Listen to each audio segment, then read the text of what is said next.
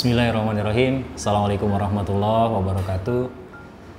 Alhamdulillah, syukurillah, la haula wala quwata illa billah. Rabbi shrah li sadri wa yassir li amri wahlul 'uqdatam min lisani yafqahu qawli ma ba'du.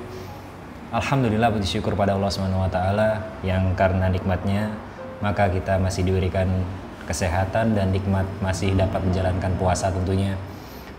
Puasa yang dalam satu bulannya penuh dengan kerahmatan dan penuh dengan ampunan, dimana dikatakan bahwasanya di bulan suci Ramadan ini jin-jin dibelenggu, artinya kita memiliki kesempatan lebih untuk bisa memaksimalkan ibadah dalam bulan suci Ramadan.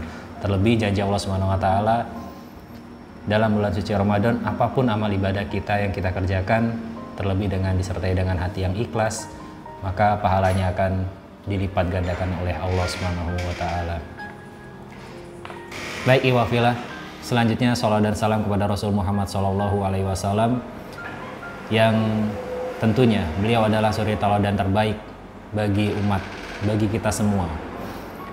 Beliau adalah pemimpin sekaligus seorang ayah, sahabat, dan sekaligus seorang guru yang mengajarkan banyak hal tentang kehidupan. Rasul Muhammad SAW tentu kita nantikan syafaatnya di yaumul qiyamah kelak. Amin ya rabbal alamin.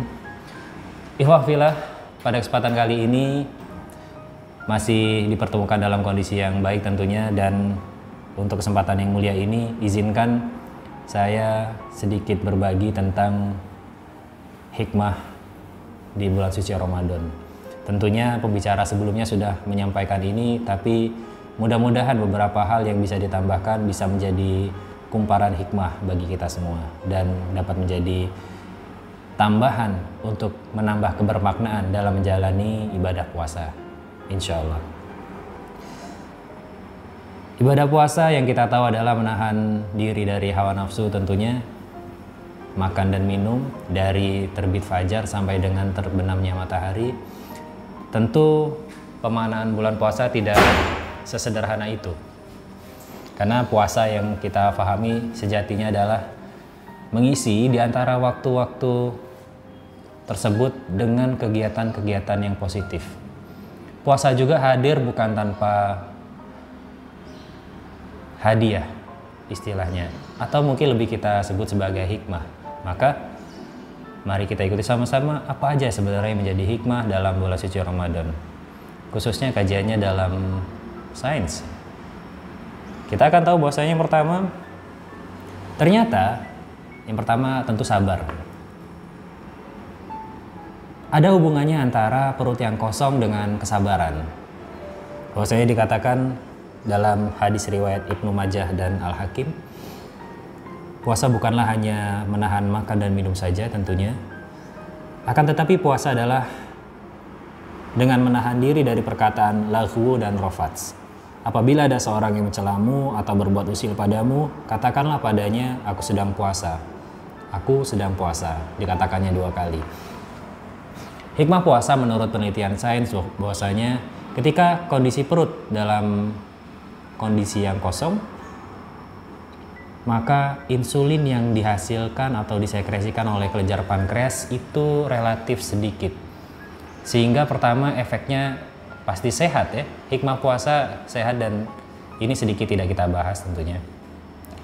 Dengan kondisi perut yang kosong, maka kerja dari glukagon yaitu membongkar cadangan makanan yang ada di bawah jaringan kulit kita itu lebih maksimal lagi, dan ini akan baik bagi mereka yang menjalankan diet. Istilahnya sekali mendayung 2-3 pulau terlampaui. Ibadahnya dapat, pahalanya dapat, dan dietnya sukses. Tapi tidak terbatas dari itu saja. Kita kembali lagi ke konteks hikmah dari puasa itu yaitu bisa menimbulkan kesabaran bagi yang menjalankannya. Bagaimana tidak sabar ketika seorang berpuasa ingin melakukan hal yang dirasanya tidak sesuai dengan aturan yang ada dalam agama, tentunya dia tertahan. Ketika puasa mau makan minum sendiri kan udah diharamkan dalam pelaksanaan puasa ketika masih puasa tentunya. Nasi halal nunggu maghrib, es teh halal nunggu maghrib. Semua yang halal di bulan suci Ramadan ini kita tahan dulu deh berhubungan dengan makanan dan minuman. Nah, ikhwah fillah sekalian, kesabaran ini bisa muncul dari pengendalian diri yang konsisten. Mungkin di awal hari pelaksanaan puasa bagi yang tidak biasa berpuasa di hari-hari sebelum bulan Ramadan akan kaget mungkin. Nah, kagetnya ini adalah penyesuaian tubuh terhadap perubahan yang signifikan, terutama dilakukan oleh otak bawah sadar kita, yaitu dikendalikan oleh hipofisis, master of gland kita. Dia serta-merta akan mengatur perubahan sekresi hormon yang ada di dalam otak, sehingga menyesuaikan terhadap kebutuhan antara perut yang terisi selama hari-hari biasa dengan perut yang kosong selama pelaksanaan bulan suci Ramadan. Nah, konteksnya di sini. Kesabaran akan muncul ketika proses adaptasi dari hipofisis ini mulai akan mengalami penurunan kerja. Sehingga adrenalin yang mengendalikan emosi dalam diri kita, emosi itu nggak hanya marah-marah tentunya, kita nangis emosi, kita senang itu emosi, kita teriak-teriak ketika kita dapat kabar yang bagus itu emosi namanya. Jadi adrenalin ini yang mengendalikan. Kalau sepemahaman kita mungkin adrenalin hanya terbatas pada menambah denyut jantung, mengalirkan darah sebanyak-banyaknya ke tubuh, atau lebih pada kita tubuhnya merasa lebih panas atau hangat. Itu adalah efek secara badan ya. Tapi kalau secara psikis, maka adrenalin yang turun secara signifikan di hari pertama, kedua, dan seterusnya itu akan melahirkan individu-individu yang lebih bisa mengendalikan emosi. Maka hikmah puasa yang pertama tentu sabar. Ini hubungannya dengan sains tentunya.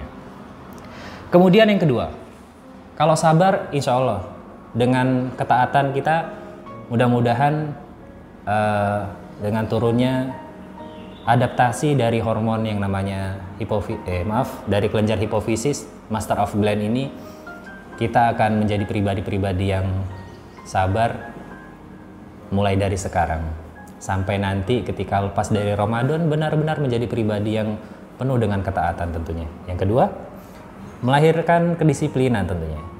Kita makan ada waktunya, makan sahur, makan buka puasa, sholat tarawih. Nggak bisa kita sholat tarawih di waktu duha misalnya, nggak bisa. Kita harus disiplin di situ.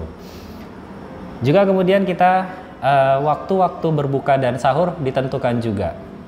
Ketika kita lagi makan asik, ketika sahur, menjelang imsak, atau mungkin menjelang azan ya, kan ada imsak dulu. Imsak itu bukan batasan ya, jadi kalau imsak kita masih diperbolehkan untuk makan tentunya. Kurang lebih 50 ayat kalau nggak salah, mudah-mudahan benar.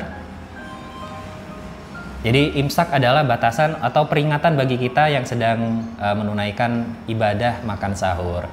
Beberapa dari kita mungkin akan sedikit mengabaikan makan sahur ya, karena makan sahur ini dianggap sebagai ritual saja. Tapi jangan salah, makan sahur ini justru adalah waktu yang tepat untuk makan atau memberikan tubuh kita ini asupan. Kita tahu tubuh kita ini akan mengeluarkan sesuatu secara rutin setiap paginya, sekitar pukul 6 sampai pukul 8. Maka nggak aneh kalau kita ketika bangun tidur yang kita rasakan pertama adalah adalah buang air kecil, dan juga buang air besar tentunya. Itu adalah rutinitas yang dilakukan tubuh secara terus-menerus dan keseharian kita pasti seperti itu. Tapi sebelum kita mengeluarkan sampah dalam tubuh, sampah itu kan urin dan feses adalah sampah, tubuh kita mendapatkan asupan. Artinya sudah ada bahan untuk diolah terlebih dahulu. Dan bahan-bahan inilah yang membuat kerja tubuh kita akan lebih awal. Karena kan kita tahu pencernaan dalam tubuh kita itu ada dua. Ini dari pandangan sains tentunya. puasa menurut pandangan sains. Yang pertama ada mekanik dan yang kedua ada enzimatik. Kalau mekanik kita nggak usah bicarakan, tentunya kegiatan mengunyah, menelan gitu ya, itu mekanik. Kalau enzimatik ini, ternyata enzim akan lebih maksimal bekerja dalam kondisi di jam-jam tertentu. Nih, ini adalah jam sahur ternyata. Jam sahur dan jam menjelang pergantian gelap, dari gelap ke terang dan terang ke gelap, atau jam-jam sahur dan jam-jam buka puasa adalah jam-jam yang tepat untuk kita mengkonsumsi makanan. Maka ini adalah rahasia yang ternyata terkuak di zaman modern ini.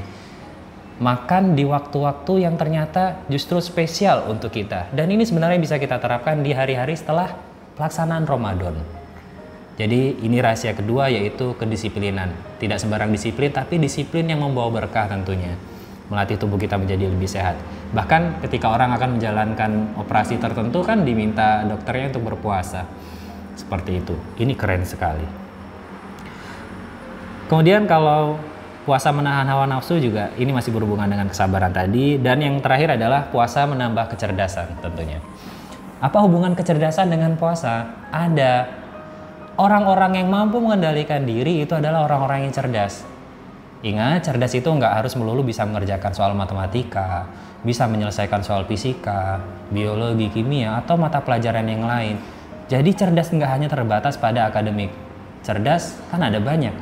Cerdas secara sosial, cerdas secara finansial, cerdas secara akademik. Ada banyak sekali kecerdasan. Kompleks sekali yang ditawarkan oleh puasa, yaitu kecerdasan meliputi keseluruhan. Kecerdasan secara finansial. Biasanya orang-orang yang berpuasa justru akan menghabiskan banyak dana untuk mempersiapkan buka puasa, sahur, terkhusus di hari-hari pertama. Tapi bagi orang-orang yang sabar, itu bisa dikendalikan. Maka kan melatih juga ya kecerdasan dalam bidang finansial. Kemudian kecerdasan dalam bidang akademik. Ternyata tahukah kita bahwasanya neuron yang ada di otak kita yang sampai triliunan itu membutuhkan waktu beberapa masa untuk istirahat. Nah, puasa ini adalah waktu yang tepat untuk mengistirahatkan sejenak kerja dari neuron, sehingga neuron akan lebih siap lagi ketika dibutuhkan. Kombinasi antara neuron dengan neuron yang lain ketika terjadi sinapsis. Sinapsis itu adalah hubungan antar neuron atau celah antar neuron yang nanti akan menghubungkan antar informasi, sehingga informasi itu bisa dipanggil kembali atau di-recall dalam bentuk ingatan. Ingatan ada dua macam, yaitu ingatan jangka pendek dan ingatan jangka panjang. Ingatan jangka panjang yang sangat sulit dimiliki oleh orang-orang yang cerdas secara akademik. Jadi kecerdasan kedua, akademik, bisa dimaksimalkan dengan berpuasa. Hebat nggak? Tentu hebat sekali. Itu yang kedua. Dan yang ketiga, kecerdasan secara sosial. Kecerdasan sosial ini kita tahu nih, bulan puasa kan biasanya ramai sekali orang membagikan takjil misalnya. Orang bersedekah. Orang mulai memikirkan orang-orang sekitarnya. Ini namanya kecerdasan secara sosial. Belum lagi kalau kita malam hari. Atau mungkin kalau pandemi ini beberapa musola atau masjid tidak mengadakan sholat berjamaah mungkin ya, tapi setidaknya dengan keluarga deh mungkin, atau dengan tetangga. Di aula rumah bisa mengadakan dengan beberapa tetangga, mengundang untuk sama-sama melaksanakan sholat tarawih. Atau yang beruntung di sekitarnya tidak ada pembatasan di musola atau masjidnya dalam hal pandemi untuk tetap melaksanakan ibadah sholat tarawih secara berjamaah. Kan itu sosial juga. Sama-sama menyiapkan buka puasa itu sosial juga. Sama-sama tadarus itu sosial juga. Kemudian sama-sama makan sahur itu sosial juga. Tidak terbatas pada itu, sosial juga bisa dilakukan dalam banyak hal tentunya. Dan itulah tadi 3 kecerdasan yang bisa dimaksimalkan ketika kita melaksanakan ibadah puasa. Tentu diikuti dengan niatan lillahi ta'ala, ikhlas. Kalau puasa hanya untuk mendapatkan pujian, ya hanya pujian yang kita dapatkan. Puasa kalau hanya untuk mendapatkan ketenaran, mungkin misalnya seorang tokoh puasa, dia akan semakin disenangi. Dia mendapatkan ketenaran, cuma itu yang dia dapatkan. Yang lainnya enggak, karena barang siapa berhijrah dengan niatan tertentu, maka niat itulah yang akan dia dapatkan. Allahu a'lam bishawab, mohon maaf lahir batin, segala kekurangan datangnya dari pribadi tentunya, kelebihan datangnya dari Allah Subhanahu wa taala. Semoga yang sedikit ini bisa bermanfaat. Semoga puasa ini yang periode kedua puasa dalam masa pandemi tentunya ini tahun depan kita nggak dalam kondisi pandemi lagi. Artinya besar harapan kita pandemi ini cukup deh di tahun ini saja. Mari sama-sama kita berdoa, karena doa orang-orang berpuasa adalah doa-doa yang insya Allah akan diijabah oleh Allah Subhanahu wa Ta'ala. Amin ya Rabbal 'Alamin. Wabillahi taufiq wal hidayah. Mohon maaf lahir batin tentunya. Assalamualaikum warahmatullahi wabarakatuh.